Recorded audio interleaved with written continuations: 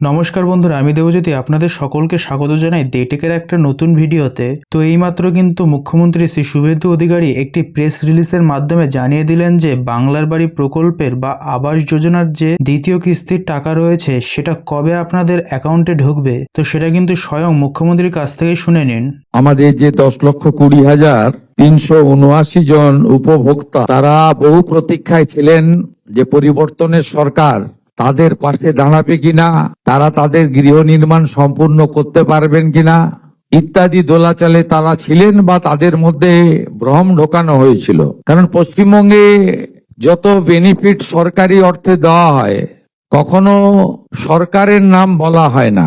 যেখানে ভারত সরকার প্রধানমন্ত্রী অন্ন সুরক্ষা যোজনা থেকে প্রধানমন্ত্রী আবাস যোজনা বর্ণ ধর্ম দলমত নির্বিশেষে দেন, কখনোই বলেন না যে নরেন্দ্র মোদী দিচ্ছেন, কখনোই বলেন না যে বিজেপি দিচ্ছেন। তো পশ্চিমবঙ্গে আমরা দেখে এসেছি যা হয়েছে, কখনো বলা হয়েছে এটা মমতা ব্যানার্জি দিয়েছেন, এটা তৃণমূল কংগ্রেস দিয়েছে, এটা তো দিদি করে গেছেন, এটা তো পিসির স্কিম। তাই অনেক ভ্রম আপনাদের মধ্যে ছিল যে কমপ্লিট করতে পারবো কিনা। কিন্তু আমাদের সরকার এনডিএ বিজেপি সরকার 21টা রাজ্যে এবং দেশে যেভাবে চলে আমরা সেইভাবে চলি, আমরা আলাদাভাবে চলি না। তাই আজকে 10,20,379 জন লাভার্থী তাদের গৃহ নির্মাণের যে দ্বিতীয় কিস্তি অর্থাৎ ফাইনাল কিস্তির টাকা 60,000 করে পেলেন, যার সম্পূর্ণ করলে 6,000 কোটি টাকার বেশি হয়। এটা প্রদানের মধ্য দিয়ে প্রমাণ হয়েছে যে নরেন্দ্র মোদীজির যে সংকল্প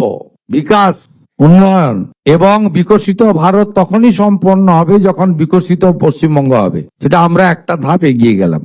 তো এই আপডেটটা আপনাদের কেমন লাগলো অবশ্যই কমেন্ট করে জানাবেন। তো আশা করি আপনাদের যে এতদিন ধরে একটা চিন্তা বা কোয়ারি ছিল যে আপনাদের আবাস যোজনার টাকা ফাইনাল যে পেমেন্ট অথবা দ্বিতীয় কিস্তির টাকাটা কবে ঢুকবে সেটা জানতে পারলেন। এবং এইরকমই নিত্য নতুন আপডেট সবার আগে পাওয়ার জন্য ডেটেক চ্যানেলটাকে সাবস্ক্রাইব অথবা ফলো করে রাখবেন।